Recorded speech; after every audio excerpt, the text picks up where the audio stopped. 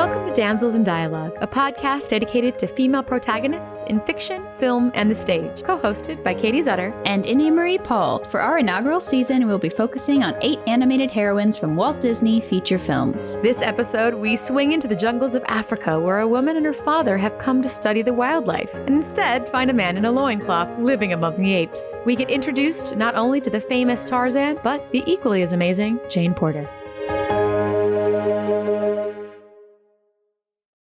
Talking about Tarzan and Jane today. I'm so excited. So it's a good one. It's a good one. So good. Just talk about the inspiration for Tarzan. Yes. So this is actually going to be the inspiration of the inspiration. Oh, okay, cool.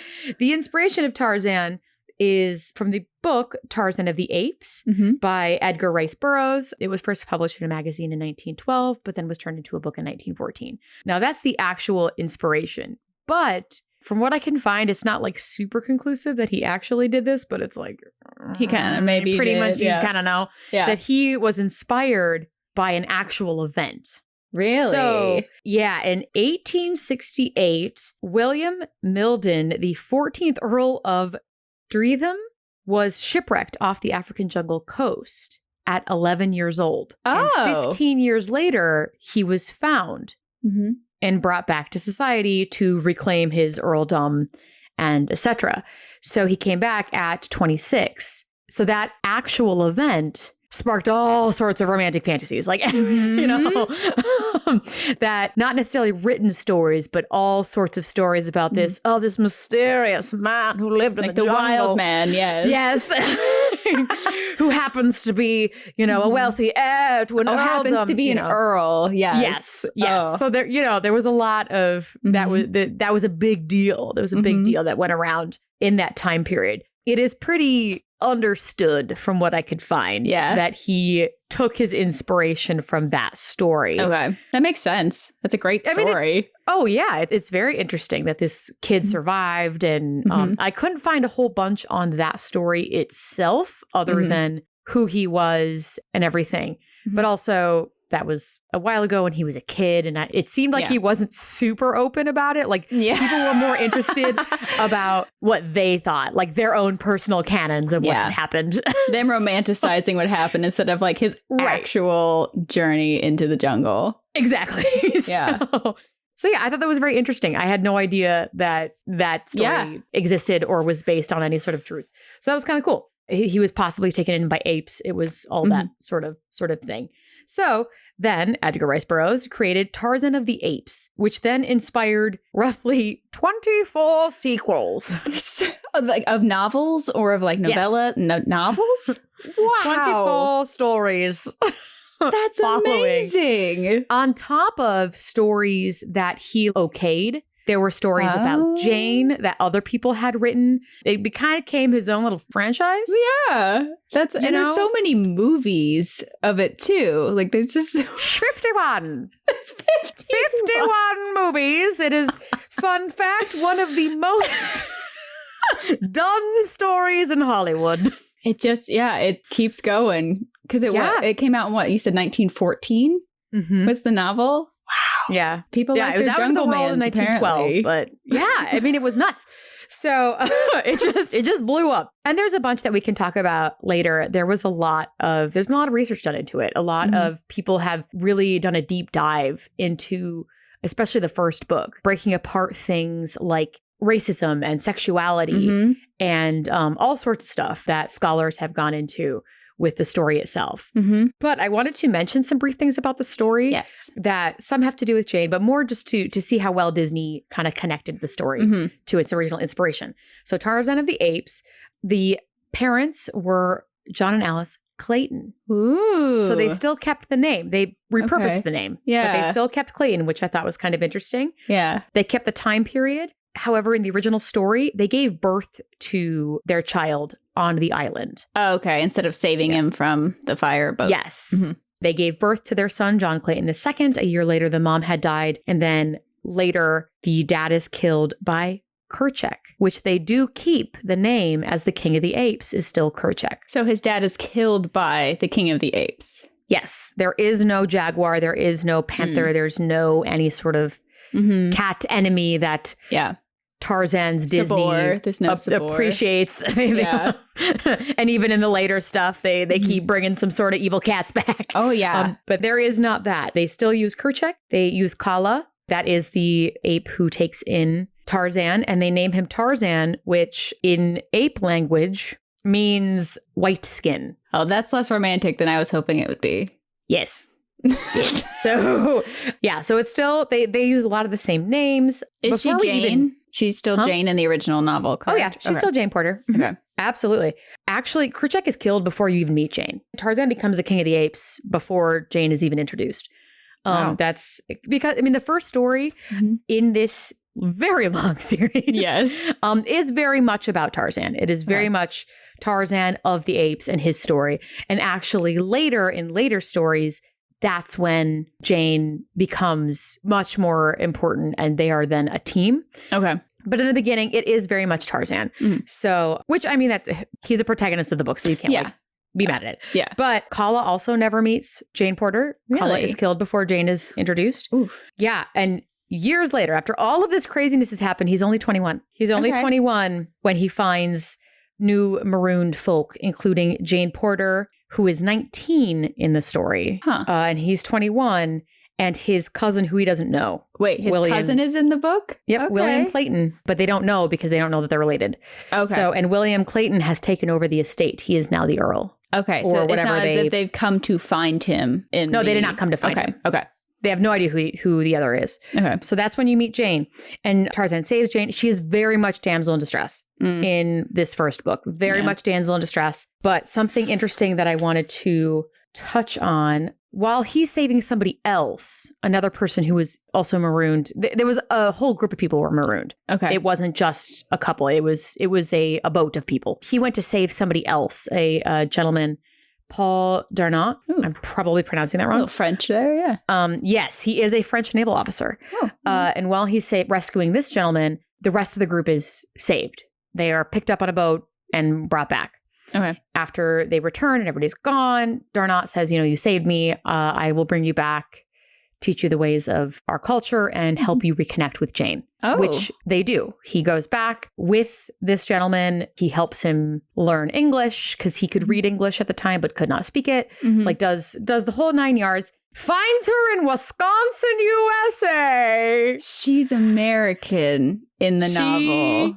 Yes, she was found in Wisconsin, USA, where he then rescues her from a fire because she's still a damsel in distress. And oh no, she's also engaged to surprise his cousin, William Clayton. Wait a minute. So Tarzan leaves the jungle. Yes. Goes to America and meets Jane? Well, first goes with this French naval officer. Okay. And lives there for a bit to learn the language. And then he helps him find Jane, who has since moved to Wisconsin. Because what a place to live when you've been all over the world. There's a big leap Disney made where the whole thing's in the jungle. Not really. Really? We'll get there, though. Oh, okay. We'll get there. So, okay, so then... I love it already. I'm so excited. So she's engaged to William Clayton, and something that I wanted to bring up, which I think attunes to how great Tarzan is and how great Jane becomes, is during this finding Jane and discovering that she's engaged and everything, Tarzan discovers that he is actually the Clayton heir. He is the rightful Clayton heir, and he could at any point take that. He could and take it from William, and he chooses not to. The book ends with him choosing to save Jane's happiness, to not take over the earldom. He conceals it and lets them live their happy life so that Jane can be happy because he cares about her so much. That was something that I thought was very interesting. Yeah.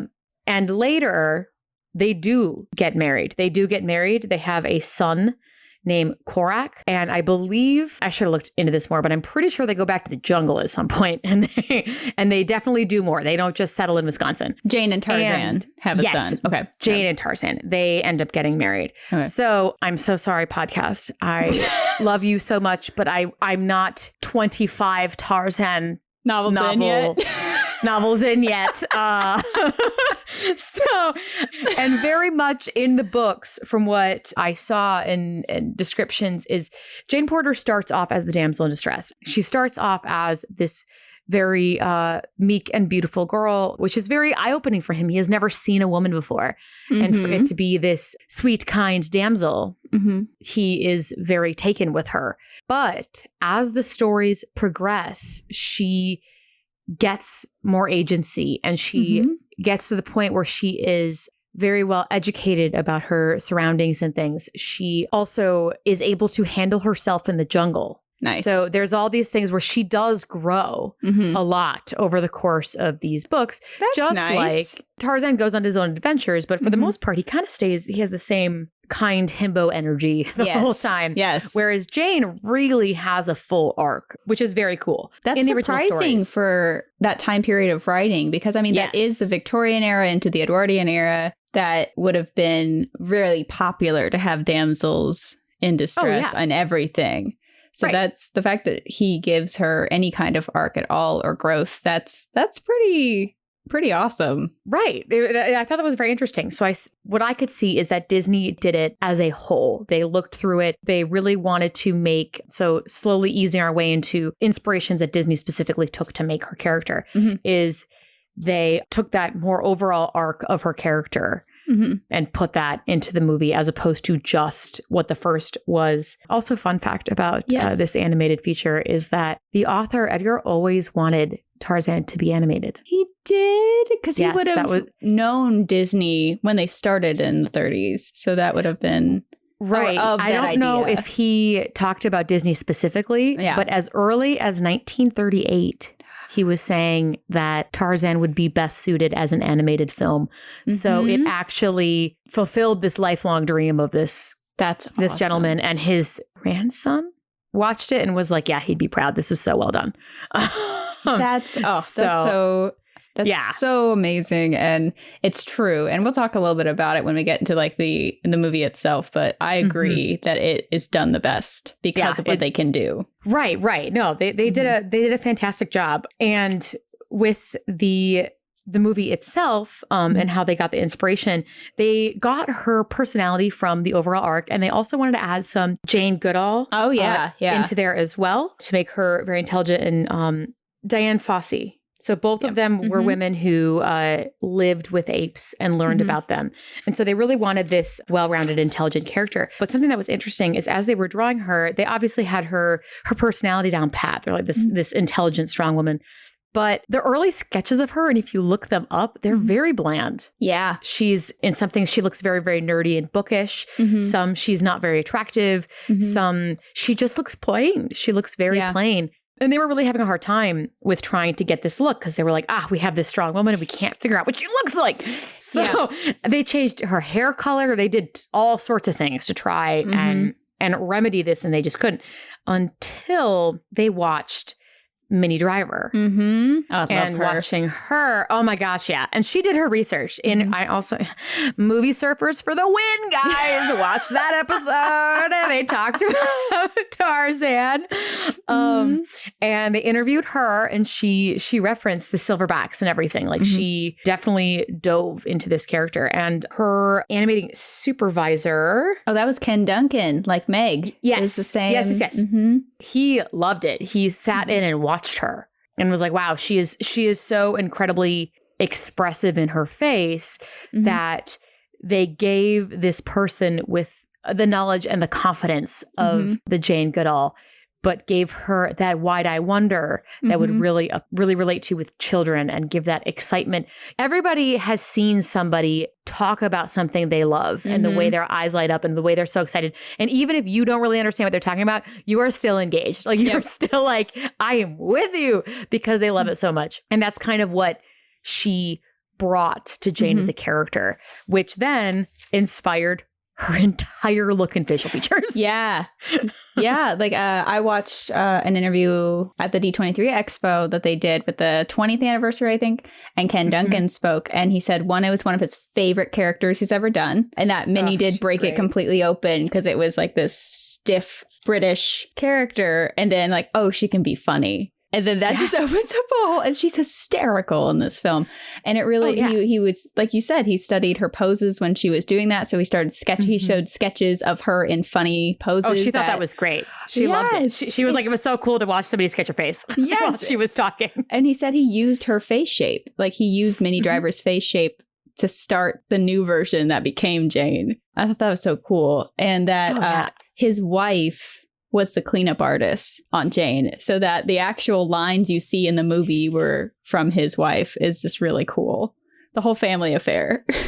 It's just great. And something to attest to him and Minnie both is that the scene where Jane comes out of the forest, she's like, Daddy, I have to tell you a story. Yeah. And there was this monkey and he took my boot. That whole montage was improvised. Of course it was. So she improvised the whole thing, which, was tough for him. Ken Duncan took it and did it. And it actually took 7 weeks for him to animate that one scene and took 73 feet of film. Well, when you think about it, because I love that sequence. So I've seen that multiple times, but it's one shot. Like she is moving in one background for the entire thing. Feet of one, or 73 feet of that shot. Yeah, like that's such a long period for an animator to have in one shot that I can't. It is one of the longest animated scenes in history. It's up until that point, at least. It's so crazy because it feels only like a couple minutes, but when you think about just how long, like that's a one shot that he probably had so much fun doing. And it's one of my favorite character building moments because it's her just trying to summarize a really weird day.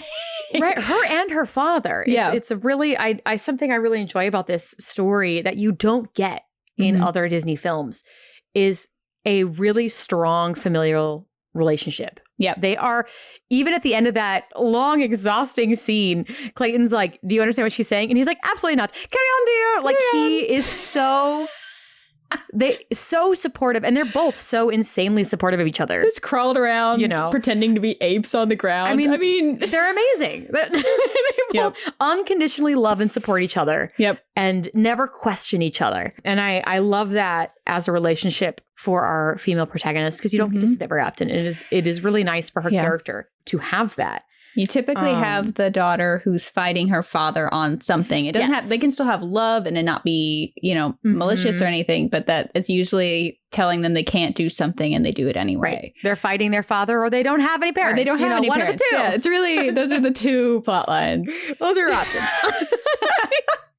So this was really great. This was really, really fantastic. And a quote from Minnie Driver that I really enjoyed from this movie Surfers was that she was very fun and almost forgets she's a girl, which is almost impossible in the Victorian era. Yes. And I thought that was very, very accurate. And I think that stems from her and her father being so close. Her dad does not make her ever be something that she doesn't want to be. And that is really fantastic because since they've grown up together, there is no hierarchy in that family relationship. Yeah. They are both equals. Oh, yeah.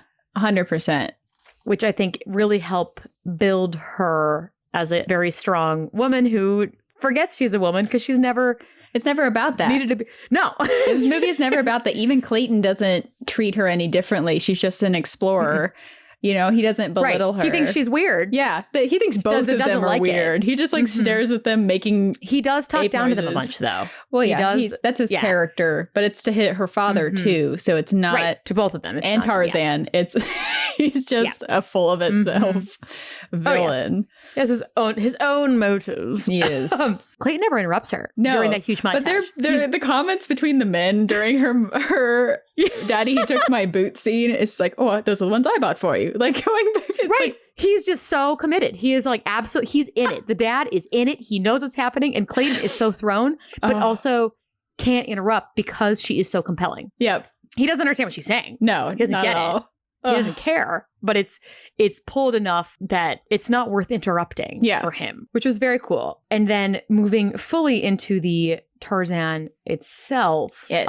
Well, actually, was there any other lead up about Jane stuff that you wanted to mention? We can talk about Deep Canvas a little more in the after hours, but as an overview, Deep Canvas was a software created for this movie. So this was the first time Disney literally made the software to do 3D shots and mix 3D environments specifically with Otherwise, the 2D Tarzan drawing. would have skated right off the page, as Glenn Keane said. It's like, it really made us feel like you're in the jungle, and I can kind of talk about how it actually works in the after hours because it's really fascinating. Yeah. But it was this amazing new software, and that's actually going back to our last episode. Atlantis took it and pushed it way, way forward into new technologies and things. But this was the beginning of that mixture. And I think it was done really, really well. And you can see fun as it, a side story through this to see all the CGI growing and the technology growing. But anyway, as you were saying. With Jane, you can see it in the shot where she stands up to see all of the gorillas and the camera twirls around her. So that was one of the environments created because you can't do a 3D circular shot like that with backgrounds. You'd have to paint every single frame as a background. And that's just not how 2D typically is done. That's a lot of extra painting. But that's one of the shots I remember with her that it was involved in. Because usually it was used with Tarzan skating through the jungle. And it is skating. Yes. Because it's the 90s. Skateboarding. It's skateboarding. It is Tony Hawk. It is. And that's what, Glenn Keane's son loved skateboarding. And so he was, so you really get that feel, but it feels like the jungle version. So you're never like, oh, he is skateboarding. It's, he is tree boarding or he is tree surfing, which is really, really cool. And there's a lot of stuff with the music and the characters and Glenn Keane and Tarzan, but we'll get into that later. Let's talk about Jane. So this movie came out in 1999, correct? Yes. Yep. And I wanted to mention something about the beginning before we get into the actual one, because there was an alternate beginning. I love alternate beginnings. We had a fun one last episode. Yeah. The alternate beginning actually aligned more with the book. Than the actual beginning does. In the alternate beginning, which you can watch on Disney Plus. Oh, cool. It is in the extras of Disney Plus, so you can watch this. It's a sketch. It's very cool. I see why they didn't include it. We'll get to that right now. So, so to relate to the book is it opens and you see their treehouse that they built, and it's just the father. The mother is gone. It is implied that the mother has died. So you already have that. Okay, you have a newborn baby. Mother is already gone, much like the book. And then the father is killed. So that it much more aligns with the book. Two things that I think are the reason why they didn't keep it is, one, there is a music box that he opens to see a picture of his wife and caress it. And that's kind of the like, she's passed kind of moment. And it's the da da da da da da. Yeah. So which is very sweet. But I'm like, okay, I see that moment they maybe wanted to introduce that song for Kala, which does make it very important. And we love that. But the more morbid part of it is the final shot of this scene is, you have the battle of the little jump cuts of the tiger, like rah, and then the flash of lightning, and then which is very how it happens in the original, or rather in the finished final version. But in this original, the final shot is the father. His arm is out. There's the picture of the family. His arm is laying in his own blood, and you see his arm pulled out of shot.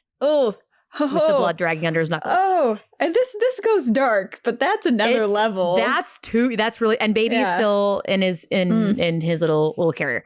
So I see why they changed it. Yeah, a little. That's dark. And I thought they were dark enough with the blood when you see his parents dead when Kala comes in, which is a whole other thing. And then the ending, which I'm sure we'll talk about, but that with the shadow. So this was I think they were like, we have gone too far. Yeah, this is too much. Yes. So I just wanted to, in the first 7 minutes of this film, the baby gorilla dies, the parents die, and then you have a near-death experience with the baby Tarzan and Kala. Action-packed 7 minutes of this film. It's insane. I actually stopped it and I went, how many minutes are we in on this? Because so much has happened. It's so good. And they get a whole backstory in. The flashes between the two families are beautifully done. Yeah. It's a pretty killer opening. So I'm glad they went with a slightly less morbid. A little scary. scary, but that was something that called back to the original story, which was interesting. And something that we've kind of noticed, and this is kind of on our fault because we're picking women who are not the main characters of these stories. It's like, halfway through the movie. Exactly, halfway through the movie. Now we get to Jane. Yes. So much happens.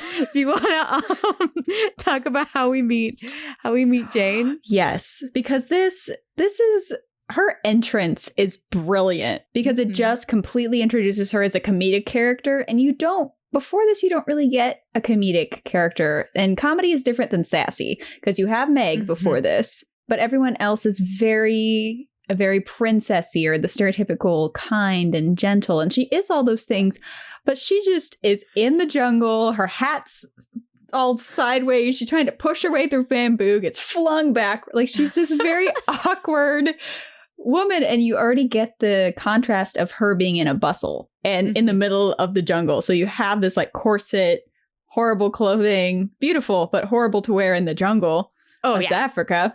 So you already get this really humorous contrast. I will say that Ken Duncan said that the hat was horrible to animate. It was just a pain to animate in this movie. And he did talk a lot about her clothing transition. So this is kind of an overall thought, but they really did a wonderful job telling her story through her clothing, because she starts in that corset and bustle, and then immediately after meeting Tarzan, she's in a button-up shirt and skirt. And then the first time Tarzan takes her into the jungle with the birds, she's in a tank top and wrap skirt. So you see her slowly become more influenced by the jungle and let free. Yeah. And her hair comes, you see her entire look actually morph her arc, which is just really good storytelling. And I love that they called to it at the beginning because, and you notice it more when you meet her friends in a different setting, but her hair is not perfect. Even when it's up in the updo, she has big chunks hanging down by her face. So you already, when you meet her, it's like, okay, she's in this, she's doing her best to be prim and proper, but that's not really where she is most comfortable. So I loved that arc. Yeah. Visually, it was really cool. It's really well done. And so you get the immediate introduction to her as being a comedic woman who's still very proper but is very intelligent, all of those things. She has a reality to her of the situation, almost similar. So she gets introduced, gets flung back by bamboo, is a beautiful sketch artist, which we figure out right away. She just sketched that baby baboon in like 2 seconds. It's beautiful. So we already know that she's talented. She has an intelligence to her, that she's adventurous because she's in the jungle with her father. And then we have her talking to the little monkey baboon, like tricking it to get tricky like a person. She completely humanizes the animals in the way that we already have in the movie, but she never gets to hear them talk, which is really cool. So there's that reality too. But she treats this little guy like a child, tricks it cries, and then tries to reason with the parents, and does become a damsel in distress. Oh yes, but she's in the jungle. Like she's out of her element. I never felt like it was, I have no strength, I'm not a capable or resourceful person. It was just a reality of being chased by a herd of baboons in the in the jungle. So she has an entire scene of screaming, starts flying. I love that she believes that she's flying for a hot second before she sees I'm flying, and then sees Tarzan, screams again because there's a guy in the tiniest outfit. I thought Hercules was bad, but the tiniest outfit in a Disney movie ever. It's completely legitimate, and she does knock a whole bunch out with her umbrella. So you have that fun resourcefulness and this comedic chase scene. It's hysterical, and it's so dramatic at the same time, and it's just a great introduction to who she is.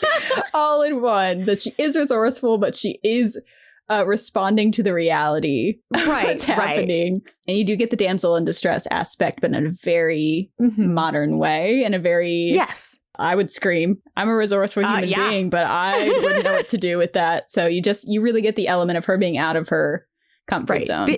Being in distress, I don't think is a negative thing. Yeah. Especially like in cases where we know in other situations, Tarzan's in distress and she helps. And same with the father. There's times where she's in distress and father helps her and she helps father. And like, the distress is fine. I think it's how the stereotype of the damsel in distress. I like that they flipped it a little. And they still let her be. Like, Meg was very against it when, like, so you had the sassy lines of like, I'm a damsel in distress, I can handle it. But this one, you allow her to do it. And you do allow Tarzan to be this like heroic, romantic character.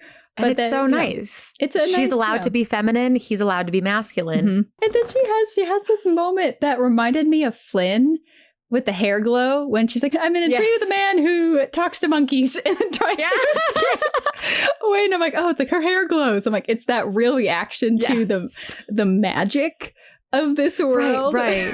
It's just so endearing. I love it so much. I love her agency when you meet him as well. And we will talk definitely a lot about Tarzan, a lot more about him in the after hours, because I think this is a great family unit that it becomes. I think the family unit of Tarzan and her father and her are just a phenomenal support. And I think how close her father and her relationship is, and how she, bringing back to Minnie's comment about how she forgets she's a woman. I think that really harks to when she is, and really shows rather, when she is first interacting with Tarzan. And Tarzan is truly just being interested, and not an inappropriate interested, curious. Yeah. He's like, I have never seen something like you before, where he like pulls off the glove to see the hands and like smelling her and everything. It's very much like a dog taking in his surroundings. Like, it's very logical. And going off of to get to Jane is that she has so much agency. Traditionally in the Victorian era, you would not be doing that kind of stuff to a man, but she almost has that more male ideology when she pushes him away multiple times. Kicks him in the face. She just straight up kicks him in the face and that's what, if you look at what actions happen, so he tries to lift up her dress and she kicks him in the face. He doesn't try to do that again. But what makes it less creepy, because there still is an aspect of he's, touching her feet and he's like coming up to her and he does put his head on her chest. His intentions. You totally see why she's feeling uncomfortable. Oh, I would be terrified. So like her like trying to be like, what are you doing? What are you doing? Is completely legitimate. And I can't imagine how terrified I would be if there's this random guy wearing a loincloth, which is also not appropriate. Huge guy in a loincloth. Gentleman. Just flung around the jungle on vines and is now like touching it because, she's backed up against a tree. So that is a terrifying situation. What makes it less creepy for the viewer is that that Tarzan has absolutely no idea what is happening or who she is, and is just discovering that there's another person like him. So there's nothing sexual about it. There's nothing even romanticized in that scene, because it is very comedic, and she does kick him in the face and tell him like, stay back, personal boundaries. And he doesn't listen. So that's one thing, but he also doesn't understand what she's saying. So there's that balance that in our time period, I could see how some people might try and pick it apart as something that is weird. But I think what saves it is his intention. Also how she reacts to it. Yeah. She doesn't become a damsel in distress and let him do whatever she wants to her. She, regardless of intentions, she very much states the boundaries immediately of what she said is okay and not okay. Yeah. Well, and very comedically, but he grabs her face and listens to, and we know that it's the heartbeat thing, so it's so sweet. Of course. But the reality of her, like, listening to his heart, like, oh, very nice. Like, I don't. Okay. Right. Like, but for her to have that agency to be able to be like, no, to kick him in the face is very strong. To tell him no, very strong. Yeah. Elba goes to slap him when he grabs it. She says, "How dare you?" and then stops, and then that's when the beautiful hand moment happens. Yeah, he stops her for that. Like, she definitely was fully committed to hit him with her hand. Yeah, and which is also fine too. I think that's really cool and very very modern for that time period. Yeah, it definitely didn't feel like a Victorian woman. No. It felt like a modern woman. And there's a lot of not a lot. There was a few female explorers in that time period too, which was really fascinating. And it's really cool because they were breaking the mold. And he was writing, if he released it in 1914, this would have been during he would have been writing. It was 1912. Yeah, he would have been writing during the women's suffragette movement. Yeah. And is he an English writer, but he put her as an American?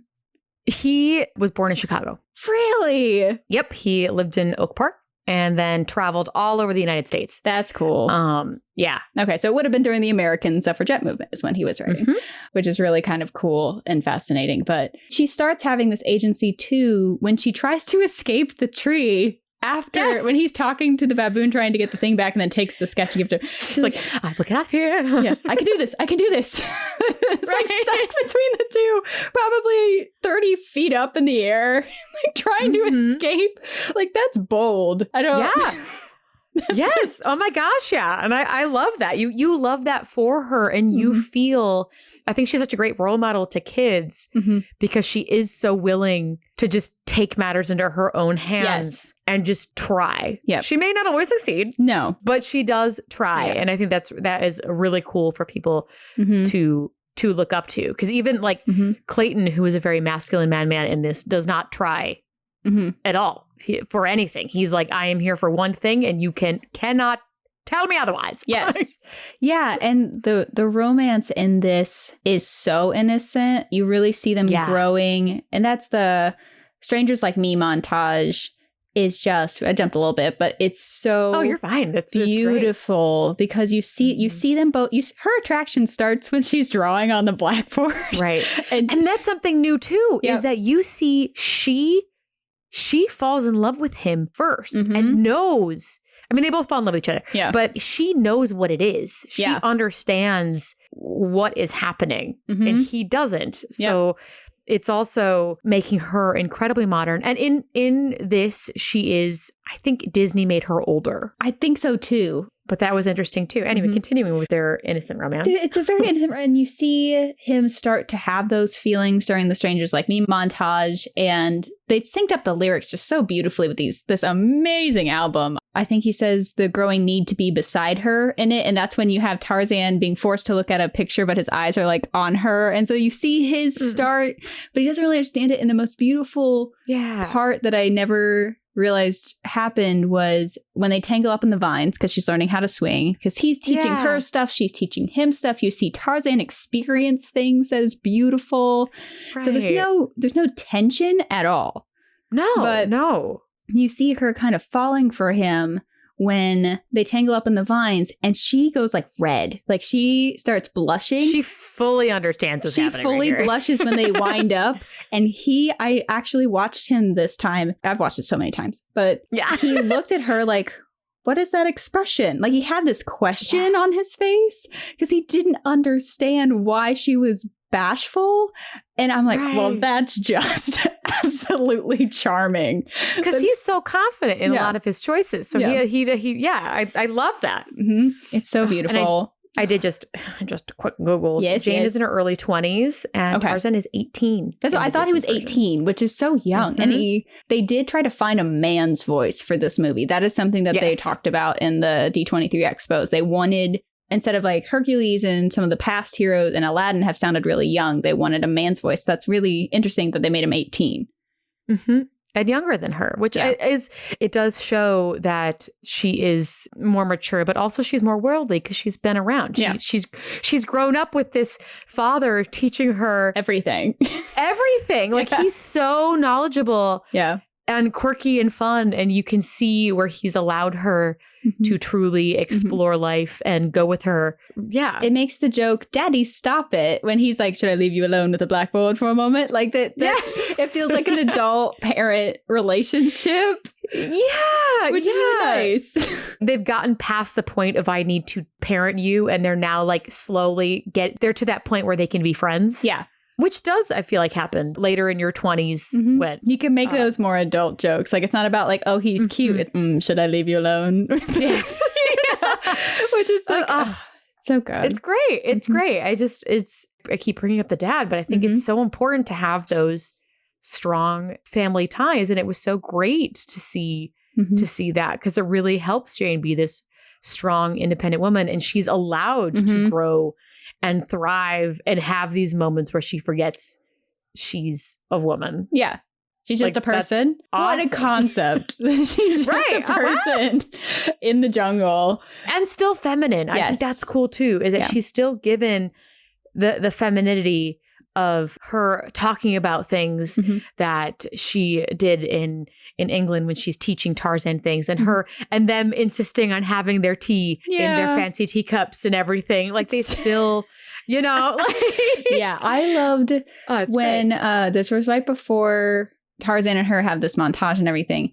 But before she even recaps is when she and Tarzan return to the camp and the whole place is trashed. You know, because you have the song put in strictly for children, which is trashing, which I love. But actually, it was put in because Rosie O'Donnell, in her contract, required a song. I was going to say that in the after hours, but surprise, that's a great fun fact. I'm sorry it's for this, but no, it's great. Everyone should know that. Her and Glenn Close are the only people who sing in this, but they trash the camp, and she comes back, is not mad at all, and just jaw dropped. Like she's drawn with her jaw dropped, looking at Turk. And it's so beautiful. Almost gets killed again by Kartak. And then has her beautiful thing. And then you get the montage of them falling in love. He tries to bring her flowers. It's just, that's so sweet. And what's such a bummer in this film is it unfortunately does not pass the Bechdel test in traditional terms because there are no other human women for her to speak to. Yeah. However, I did want to touch on the female relationships in this, because you also have Kala, who's incredibly, she is so strong to stand up to Kerchak. Doesn't flinch. When literally everyone is telling her to like not. Yeah. And she's like, absolutely not. And you can tell that his whole life, she's been fighting Kerchak to keep Tarzan. Like his whole life. Yep. That relationship is so cool. And what it really lends to when she is introduced to Jane. And she's scared at first, understandably so. But she is one of the first to come around. He introduces Jane to his mom. Yeah, it's such a sweet moment. And it's so beautiful when, you know, Kala does understand how important Jane is and kind of sees Jane for who she is way before anybody else does. And so it makes that moment where Jane goes and saves Kala later really, really powerful, because you're like, these are two women who at this point, this was not the turning point for them. They already understood each other and knew how important they were to this man they both loved. And so I thought that was very cool. So their relationship is beautiful. I think Kala is a very well done character as well. And going to the friend, Turk. Turk is never jealous of Jane. And that is something that is very refreshing. You do not see that very often. Many movies past, any female friend or even not female friend in Pegasus, like they are incredibly jealous of this new woman. Whereas Turk is more like, this is kind of dangerous. This is not a good idea. What are you doing? Like, and is more upset that Tarzan, you have the Tarzan's not spending time with them aspect. But also I spent most of my life, when I was a kid, thinking that Turk was a guy. Because it's played so androgynous.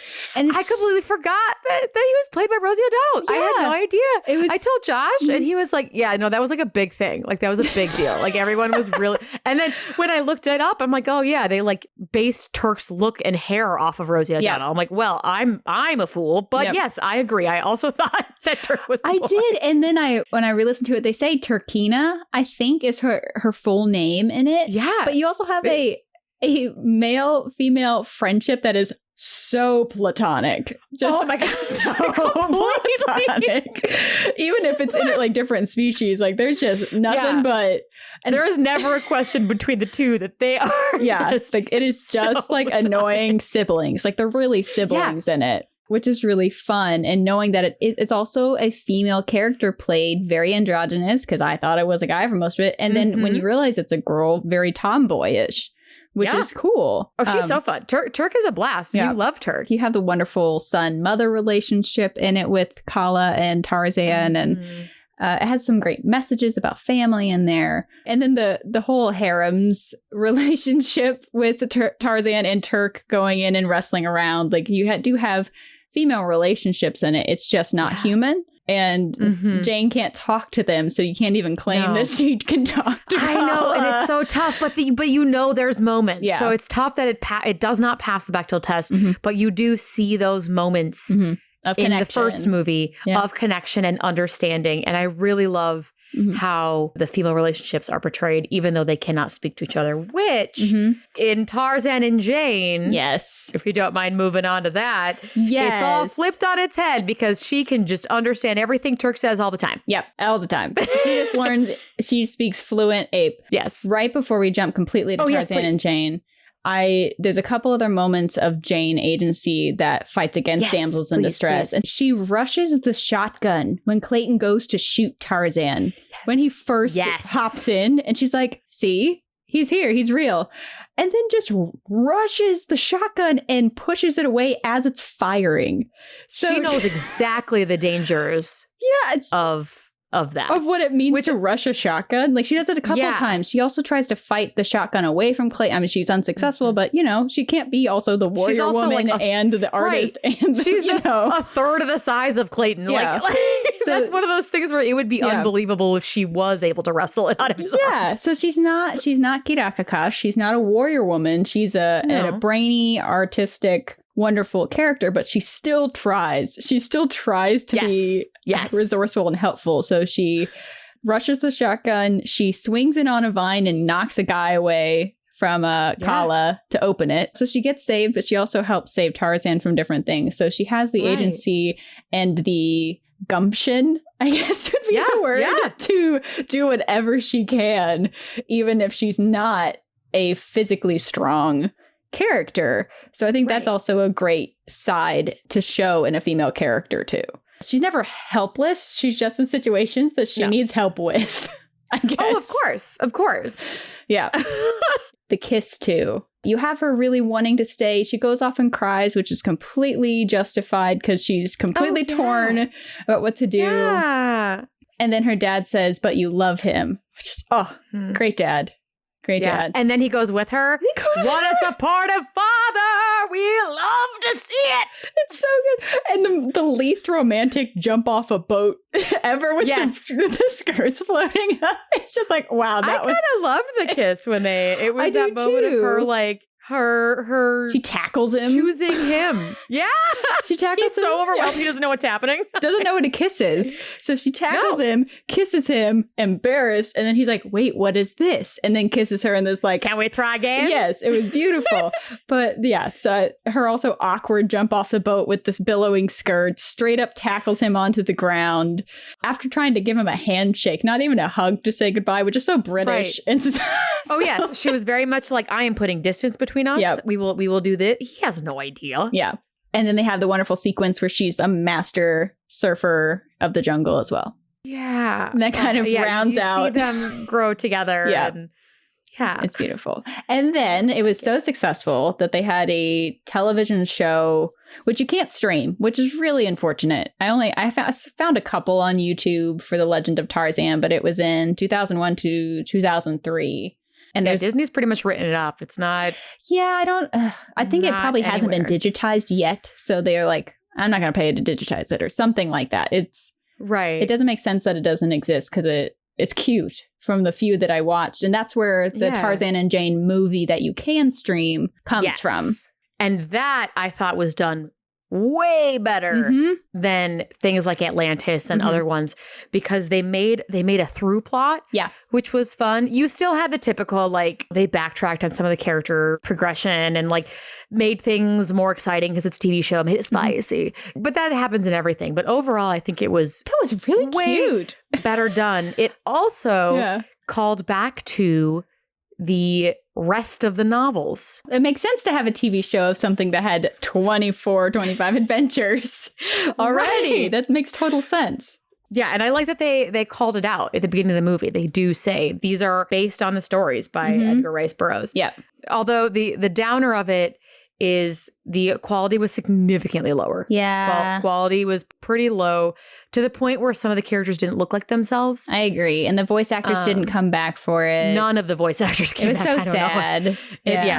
That was tough. I'd be up for a reboot of a series with them. Oh, yeah. Because what I do think they did well in the Tarzan and Jane and the couple episodes of the series I found was they're really focusing on them continuing to learn about each other and figure out how to mix their two vastly different, because they use the Two Worlds, One Family theme song, and it just is about them. They have her sing part of it. They really come together. Yeah, so you have these two people who love each other but are from vastly different worlds trying to figure out how to cohabitate and work and continue to learn about each other. And they do communicate, even though his English is still broken, they communicate with each other about their feelings a lot. Right. I love that they chose the story of it's been their year anniversary. That was so cute. Yeah, that's a good I love that that's line. the story they picked. Yeah, because it's about 3 episodes. So clever. Ish. Yep. It was 3 episodes. You have one episode where they meet her friends, which was very cool. That was so fun because you got to see the difference between Jane and how she grew up. You got to see how, because they were pretty modern as well. They were definitely more traditional, but they were modern in that, like, 3 uppity women would not have traveled to the forest. Like, they clearly just love her. Yeah. Jane is their 4th pea in their pod, and they love her, and it's very much kind of like, okay, until next time when we visit again. Yep.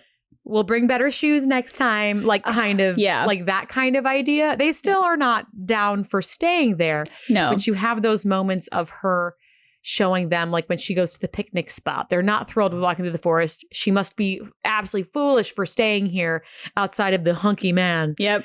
Right. I love the moment at the end where Jane goes to grab, because he's in danger. Yep. He's fighting the panther stereotypical TV show. Now it's still 2 big cats. 2 big cats. But now there's 2 of them. Yeah. That are of course named, and Tarzan's attacking them and trying to save the girls, and the girls are to safety now, and and he's in trouble, and Jane goes to swing down to help, and the friend goes, she literally screams, "No, try this instead." Like, it's not to stop her. It's like, use this vine instead. It's better, bigger, it's thicker. Go get him. Like, so you can see that this is the moment where the girls are like, she's go get this. your man, girl. We see it. We see. And then she goes in with no plan, which is always really funny. Pulls on the panther's tail. And I just wrote down, like, what were you going to do next? Like, what was the actual plan? You hope that Tarzan can do the rest. Like, you pull on his tail, distract the panther, and you do end up, like, they work together to get the panthers, but it was that moment of, like, she just goes in to try and do anything. So that was really cute, and you get to see that one passes the Bechdel test. They have multiple conversations, not just about Tarzan. Oh yeah, about their life in the jungle and what she's doing, and you get to learn that they used to throw great garden parties back at home. So the whole thing kind of rounds out characters in a fun way. Yeah. And I do think they wrote it really well. So I would have loved to have heard the original cast do it, because I think it would have just been really fun. But I did think it was well done, which I wasn't ready for. I was happily surprised. No, by especially that. After watching the Atlantis one, I'm like, oh, this is another one of those compilations. It's going to be weird. But no, the through line was really beautiful, and it was really cool to watch them grow. There was some character building. Like I said, it did cut back on some. Like all of a sudden, he is a full ape again. Like 100% ape, which was kind of weird. And she was like less of a jungle lady. But of course, they do that to make it a little spicy for the TV show. Yeah. So that didn't bother me as much because I could forgive it. But I really enjoyed how they strung it together. And that end montage where that end party of them coming together, and she's fully committed. She walks up to that door and goes, "Happy anniversary, Jane," as if that's all she's going to get. And she wanted desperately to have this moment with Tarzan, but doesn't want him to feel bad. So like there's the inner conflict of like how my tradition is this, but he doesn't know this tradition. So, and then for her to walk in that room and have it be both of them together. Yeah. Him with a suit on, but then they have all of the fruit and the fun, and they have all the monkeys and everybody's there. Yeah. Like, it's still very much his world combined with her world, and them trying to build this life together, which is very great. That concept is awesome. It's really cool. And that's why I think I really enjoyed it in the few episodes I saw of the series, because it is them negotiating it. They love each other. That's never questioned. Tarzan kind of learns about what it is to be a little jealous, even though his instincts are right on. With the pilot his instincts are right. But he doesn't know what jealousy is. Yeah. So he's confused about what his feelings are, which is great. I appreciated a big, strong man going through that kind of stuff too. The overarching plot is that It's their anniversary. She wants to do traditional things, and they go through vignettes of things that have happened in the past. Yeah, that have gone poorly to try and do stuff in the past year. Yeah, which is the friends coming over, so throwing a party isn't right. And then the second one is getting her a diamond, and there's these diamond kind of thief ruffian people who come, and Tarzan gets tricked by them, and Jane saves him in that one, which I thought was really cool. And watching him try and lie to her was really funny because it hit me that, he probably has never had to lie. No. in his jungle time. No, because his family and they're all so open. Yeah. Turk does all the lying for him. Yes, that's very true. Turk is the one who goes, I'm just kidding, everything's fine. Yeah. Yep. That was really cute. And the second one, that he's trying to do stuff for her strictly because it would make her happy. So like you see them trying to do stuff for each other and not change, but learn. Furthering her agency, where she meets that guy who you find out later that there is a trading post, which this does harken back to the books. You learn over the course of the books of different people's come and settle nearby and things like that. Okay. So that loosely checks out. But she goes to this trading post to look for him. And this guy is like really inappropriate to her. And she's like, absolutely not. Not having it. Nope. Shut down. Yep. Which is great. She's very much a part of the saving, a part of the adventures. And I was thinking, so this is another one of Disney's adventure movies, because you had the fairy tale movie. So this is Tarzan, and all of the following are adventure movies. But the adventure is really started by Jane and her father. The adventure isn't necessarily Tarzan, because he's just living his life. The adventure is actually the exploration that Jane and her father are on. So they're the catalyst of this movie. Tarzan's really interesting, but if they don't come... Oh, of course. If they don't come to start this understanding that they're other humans, the story wouldn't happen. Which is very different than the original, which is very cool because it gives Jane much more importance and a bigger hand in this. In the books, he discovers his family's cabin. Oh, okay. And so he discovers the cabin and starts to learn to read through books and primary books and things there. Okay. So he's already started to learn about his past and his birth parents and family before Jane's even there. Like he can already read English. He just can't speak it, having never heard it before. And they did a good job with his language in this. Yes. It is a little bit of suspending disbelief how quickly it happens. Do we know? But that's how it is done in all past books and stories. It's too. true. All the past movies, it's all done as him being a very, very intelligent person and very good at mimicry. So you can see cuts of opening scenes that are all very similar of Jane saying, me, Jane, and him going, me, Jane. No. He, I'm, she, no, me, she. No, like that scene has been copy and pasted into all the things, which I think is a very endearing moment. Yeah. But yeah, you are suspending your disbelief that he catches on that quickly. And they did keep the Tarzan call. That is the traditional Tarzan call. I did watch in the D23 Expo that Disney wanted them to create their own version of the Tarzan yell. And they tried a couple things because they wanted to get it. And they're like, no, we're just going to do the original Tarzan call, which I think is great because it does kind of put it in this world of Tarzan remakes and movies. Right.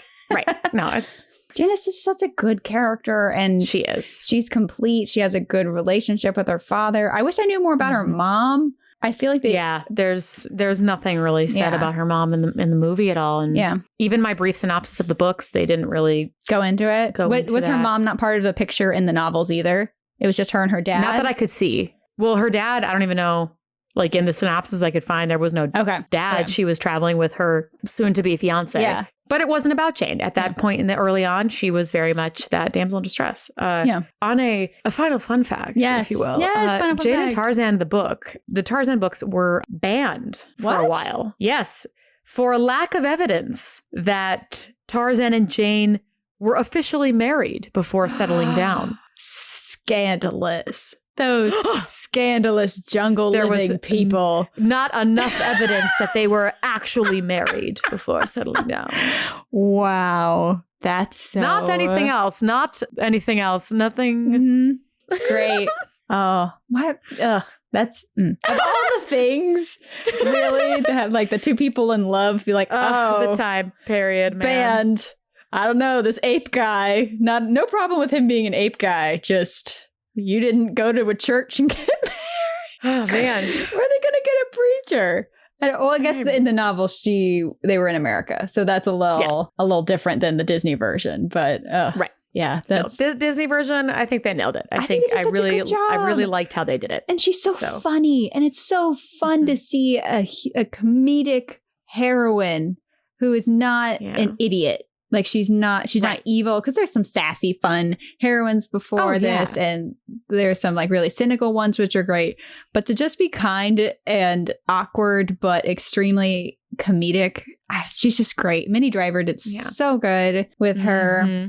And it did become a Broadway musical that didn't really succeed. And I think it's because it works the best as an animated feature. This was a fantastic medium to have it in. Because, the apes can actually have full expression. You can have an intimate relationship.